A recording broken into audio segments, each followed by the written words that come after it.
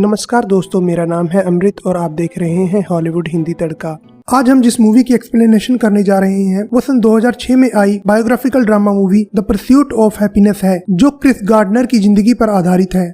Movie की शुरुआत साल 1981 के अमेरिका के शहर सैन फ्रांसिस्को से होती है, जहां क्रिस गार्डनर अपने बेटे क्रिस्टोफर और अपनी पत्नी लिंडा के साथ रहता है। क्रिस एक सेल्समैन है और हर रोज काम पर जाने से पहले वह अपने बेटे को डे केयर में छोड़कर आता है और शाम होने पर उसे वापस लेकर आता है। क्रिस की पत्नी भी डबल शिफ्ट में काम करती है, पर दोनों की फाइनेंशियल हालत ज्यादा बढ़िया नहीं होती। क्रिस पोर्टेबल बोन डेंसिटी स्कैनर नाम की मशीन को बेचता है। यह मशीन एक्सरे की तरह ही होती है, पर एक्सरे से ज्यादा साफ फोटो निकाल सकती है। क्रिस को हॉस्पिटल्स और क्लिनिक्स में जाकर इस मशीन को बेचना पड़ता है, पर ज्यादातर डॉक्टर यह कहकर मना कर देते हैं कि यह मशीन महंगी है और काम की नहीं। क्रिस हर महीने कम से कम 2 स्कैनर बेचने ही पड़ते हैं ताकि उसके घर के किराए और डे केयर की फीस भरने बराबर पैसा मिल सके। पर काफी समय से क्रिस एक भी मशीन नहीं बेच पा रहा है। नो पार्किंग में गाड़ी खड़ी करने को लेकर हुए जुर्माने को भी क्रिस नहीं भर पाता और क्रिस की गाड़ी को पुलिस जब्त कर लेती है। क्रिस को अब हर रोज बस पकड़कर जगह जगह जाना पड़ता है। क्रिस अपनी जिंदगी के इस मुश्किल हिस्से को बस की सवारी का नाम देता है। क्रिस अपने घर में पहली बार रूबिक क्यूब को देखता है। उसकी पत्नी उससे टैक्स न भरने को लेकर लड़ती है और उसे काफी बातें सुनाती है, लेकिन क्रिस मायूस होकर रूबिक क्यूब को हल करने की कोशिश करता है। एक दिन क्रिस काम पर जाते हुए एक फरारी को देखता है। इतनी महंगी गाड़ी देखकर क्रिस उस गाड़ी वाले से बात करता है और उससे 2 सवाल पूछता है कि तुम क्या करते हो और कैसे करते हो। वह आदमी कहता है कि मैं एक स्टॉक ब्रोकर हूँ। क्रिस पूछता है कि इसके लिए तो कॉलेज जाना पड़ता होगा। इस पर वह आदमी उसे कहता है कि इसमें कॉलेज की डिग्री की जरूरत नहीं, बस तुम्हें अच्छी मैथ और बोलचाल आनी चाहिए। क्रिस कहानी में कहता है कि उस स्टॉक ब्रोकर ऑफिस के सामने सब कितने खुश थे और मैं इनकी तरह क्यों नहीं बन सकता। क्रिस स्टॉक ब्रोकर फर्म में काम करने का मन बना लेता है। इसके बाद वह अपनी पत्नी को बताता है, जिस पर उसकी पत्नी उसका मजाक उड़ाती है और उसे गुस्सा होकर कहती है कि तुम जाकर अपनी मशीनें क्यों नहीं बेचते ताकि 3 महीने का घर का किराया दे सको। क्रिस डीन विटर्स के ऑफिस में नौकरी के बारे में पता करने जाता है और वह अपनी मशीन को ऑफिस के बाहर एक गाने वाली हिप्पी लड़की के पास रखकर चला जाता है। क्रिस को एक फॉर्म दिया जाता है जो रिज्यूमे के साथ जमा करना जरूरी था। क्रिस ऑफिस की खिड़की से देखता है कि हिप्पी लड़की उसकी मशीन को लेकर भाग रही होती है। क्रिस उसका पीछा करता है, पर वह लड़की मेट्रो में बैठकर निकल जाती है और क्रिस अपनी जिंदगी के इस हिस्से को बेवकूफ बनने का नाम देता है। स्टॉक ब्रोकर की भर्ती के प्रोग्राम में सभी कैंडिडेट्स में से 20 को ट्रेनिंग के लिए चुना जाएगा और 6 महीने बाद उन 20 में से सबसे बढ़िया परफॉर्मेंस करने वाले एक को ही कंपनी में जगह मिलेगी। क्रिस कहता है कि फॉर्म में हाई स्कूल के बाद की गई पढ़ाई के बारे में बताने के लिए 3 लाइनें थी, पर क्रिस उन लाइनों को नहीं भरता क्योंकि क्रिस ने हाई स्कूल के बाद आगे की पढ़ाई नहीं की होती। क्रिस अपना रिज्यूमे डीन विटर्स के मैनेजर जे ट्विसल को खुद जाकर देता है। क्रिस को रास्ते में वह हिप्पी लड़की उसकी मशीन के साथ दिखती है। क्रिस भागकर उसका पीछा करता है और वह अपनी जिंदगी के इस हिस्से को भागने का नाम देता है। क्रिस ने अपनी काफी ज्यादा पूंजी इस बिजनेस में लगा दी थी, पर क्रिस को पता नहीं था कि डॉक्टरों को यह मशीन महंगी और गैर जरूरी लगेगी। क्रिस भागकर बस में चढ़ रही उस हिप्पी लड़की को पकड़ लेता है और उससे अपनी मशीन को वापस ले लेता है। अब क्रिस के पास एक और नई मशीन है जिसे उसे बेचना पड़ेगा। क्रिस के पास एक और मशीन को देखकर उसकी पत्नी को गुस्सा आ जाता है और वह क्रिस की बेइज्जती कर देती है। एक दिन क्रिस डीन विटर्स के ऑफिस के बाहर मैनेजर जे ट्विसल का इंतजार करता है, पर जे उस समय टैक्सी पकड़कर जल्दी में अपने घर जा रहा होता है। क्रिस बात करने का मौका देखकर जे से यह कहता है कि वह भी उसी तरफ जा रहा है और क्यों ना वे दोनों टैक्सी को शेयर कर लें। रास्ते में क्रिस अपने द्वारा किए गए कामों के बारे में जे को बताता है, पर जे का ध्यान उस समय रूबिक क्यूब को हल करने में लगा होता है, जो कि इसे हल करना नामुमकिन मानता है। यह देखकर क्रिस जे से कहता है कि मैं इसे हल कर सकता हूँ। जे कहता है कि मुझे यकीन है कि तुम इसे हल नहीं कर सकते, पर क्रिस इस चैलेंज को एक्सेप्ट करता है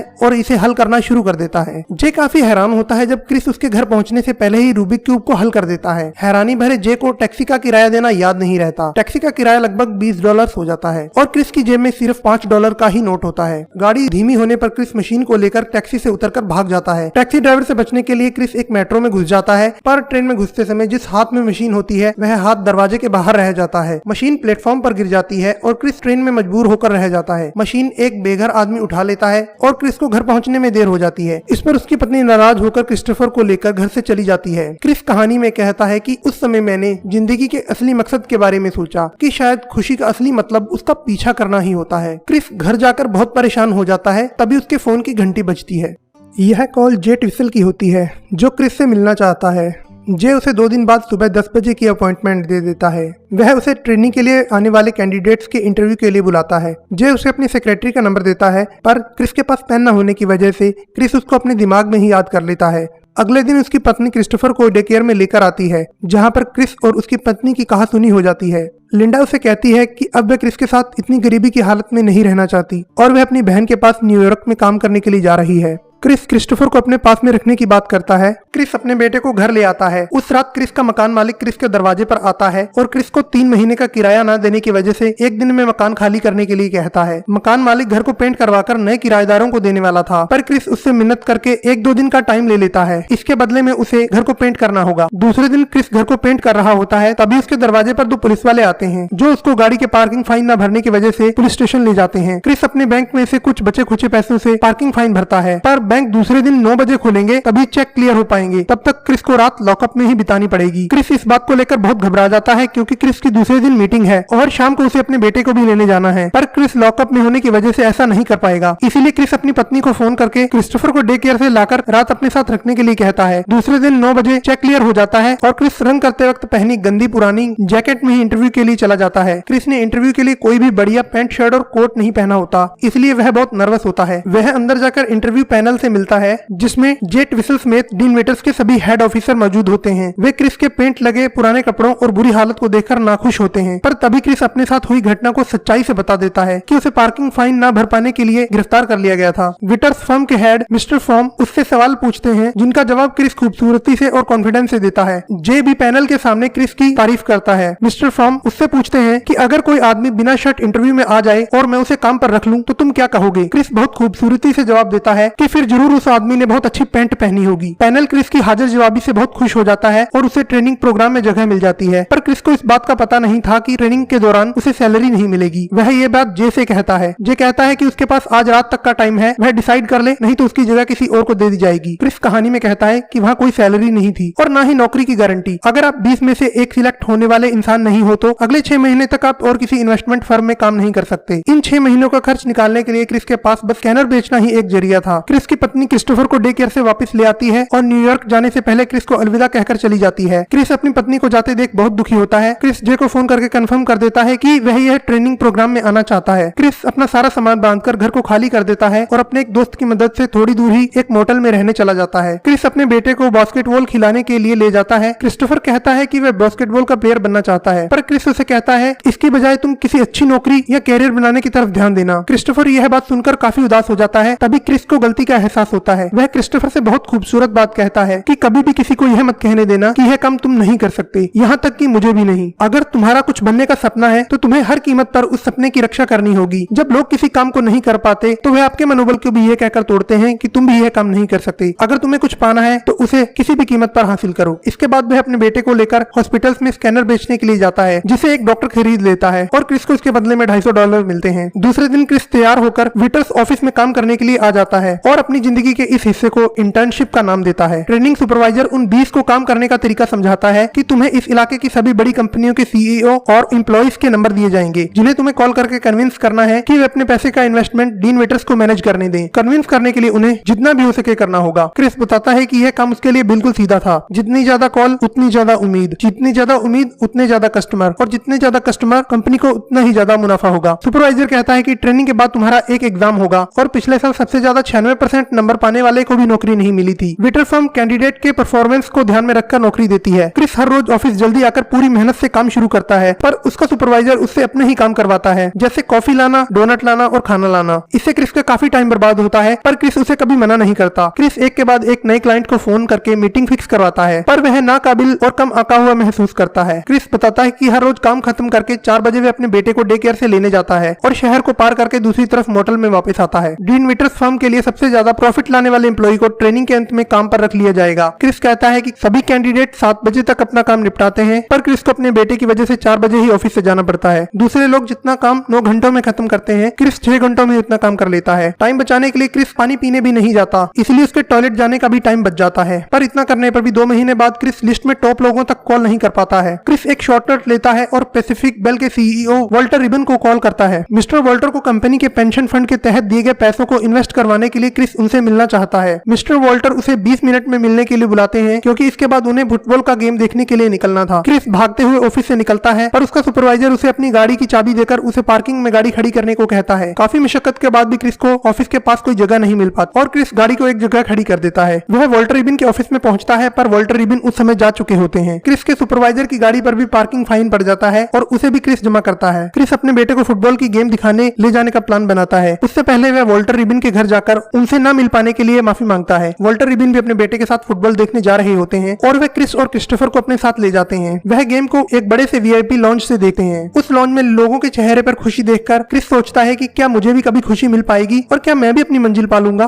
गेम के दौरान क्रिस वॉल्टर से इन्वेस्टमेंट की बात करता है। वॉल्टर अपने पेंशन फंड को इन्वेस्टमेंट के लिए डीन वेटर्स को नहीं देना चाहता, जिस पर क्रिस थोड़ा मायूस हो जाता है। पर वहां पर क्रिस की मुलाकात और भी बिजनेसमैन लोगों से होती है जो क्रिस की इन्वेस्टमेंट प्लान में इंटरेस्टेड होते हैं। 4 महीने बाद क्रिस अपने सारे स्कैनर बेचने में कामयाब हो जाता है और उसके अकाउंट में थोड़ा सा पैसा आ जाता है, जिससे क्रिस की जिंदगी में थोड़ी खुशियां भी आ जाती हैं। पर एक दिन टैक्स डिपार्टमेंट की तरफ से क्रिस को एक खत मिलता है जिसमें यह बताया जाता है कि टैक्स न जमा कर पाने के मुआवजे के बदले में सरकार ने उसके सारे खातों को फ्रीज कर दिया है और पैसे निकाल लिए हैं। क्रिस एक झटके में ही कंगाल हो गया था और उसके बैंक अकाउंट में सिर्फ $21 ही बचे थे। क्रिस अपने दोस्त से उधार लिए हुए $14 वापस मांगता है पर उसका दोस्त उसे देने से मना कर देता है। पार्क में बैठे हुए क्रिस को बेघर आदमी उसकी मशीन के साथ दिखता है, जिससे क्रिस वह मशीन वापस ले लेता है जो प्लेटफॉर्म पर गिर गई थी। क्रिस को पैसों की जरूरत थी तो क्रिस उस आखिरी मशीन को बेचने जाता है पर वह मशीन चल नहीं पाती। उधर मोटेल का मालिक भी किराया न मिलने पर क्रिस के सामान को बाहर फेंक देता है। क्रिस अपने बेटे के साथ रात में रेलवे स्टेशन पर आ जाता है जहां वह एक बाथरूम को लॉक करके अपने बेटे को फर्श पर सुला देता है। सब्र टूटने पर उस रात क्रिस बहुत रोता है। अगले दिन रात गुजारने के लिए क्रिस बेघर लोगों के लिए बनाए गए शेल्टर में आता है जहां बहुत लंबी लाइन लगी होती है और क्रिस का नंबर बहुत ही मुश्किल आ पाता है। क्रिस अपने बेटे को सुलाकर मशीन को ठीक करने की कोशिश करता है। इतनी परेशानियां होने के बाद भी क्रिस ऑफिस का काम बढ़िया तरीके से जारी रखता है और किसी को अपनी परेशानियां जाहिर नहीं करता। क्रिस हर रोज काम जल्दी निपटाकर शेल्टर की लाइन में आकर खड़ा हो जाता है ताकि उसके बेटे को रात सड़क पर न सोना पड़े। एग्जाम के दिन क्रिस काफी जल्दी अपना पेपर निपटा लेता है और वह दूसरे नंबर पर पेपर को जमा करता है। लिफ्ट में पहले नंबर पर पेपर जमा करने वाले कैंडिडेट को क्रिस से पता लगता है कि उसने पेपर के पीछे ऐसे वाले हिस्से को पढ़ा ही नहीं जिसे क्रिस ने बहुत अच्छे से पूरा कर दिया था। इस तरह क्रिस सबसे पहले पेपर खत्म करने वाला कैंडिडेट बन जाता है। ऑफिस से बाहर आते समय उसे कंपनी हेड मिस्टर फ्रॉम मिलते हैं जो अपना पर्स ऑफिस में ही भूल गए थे। वह टैक्सी वाले को पैसे देने के लिए क्रिस से $5 मांगते हैं। क्रिस के पर्स में सिर्फ $7 ही होते हैं और मिस्टर फ्रॉम को $5 देने के बाद क्रिस के पास सिर्फ $2 ही रह जाते हैं। क्रिस अपना खून बेचकर $40 कमा पाता है और उससे मशीन को ठीक करने के लिए पार्ट खरीदता है। क्रिस मशीन को ठीक करके उसे बेच देता है जिससे उसके पास कुछ पैसे आ जाते हैं और काफी दिन बाद क्रिस और क्रिस्टोफर आरामदायक बेड पर सो पाते हैं। ट्रेनिंग के आखिरी दिन क्रिस को इंटरव्यू पैनल के सामने फिर से बुलाया जाता है। क्रिस की परफॉर्मेंस काफी अच्छी थी और क्रिस ने एक बड़ी फर्म के 31 कस्टमर्स की डील को फाइनल करवाया था, पर फिर भी क्रिस काफी नर्वस होता है। तभी मिस्टर फ्रॉम उसके कोट की तारीफ करते हैं और कल उसे यही कोट पहनकर आने के लिए कहते हैं। इसका मतलब था कि क्रिस उन 20 कैंडिडेट में से सबसे बढ़िया परफॉर्मेंस करने वाला पहला कैंडिडेट था और अब वह डीन वेटर्स फर्म का एक फुल टाइम एम्प्लॉय था। क्रिस की आंखें खुशी के आंसुओं से भर जाती हैं और क्रिस ऑफिस के बाहर मुस्कुराता हुआ निकलता है और अपनी जिंदगी के इस हिस्से को खुशी का नाम देता है। क्रिस भागता हुआ अपने बेटे के डे केयर में पहुंचता है और क्रिस्टोफर को रोते हुए गले लगा लेता है। मूवी के अंत में हमें बताया जाता है कि डीन वेटर्स के साथ अपना कैरियर शुरू करने के बाद क्रिस ने 1987 में खुद की इन्वेस्टमेंट फर्म गार्डनर रिच बनाई। 2006 में क्रिस गार्डनर ने अपनी ब्रोकरेज फर्म में कई $मिलियन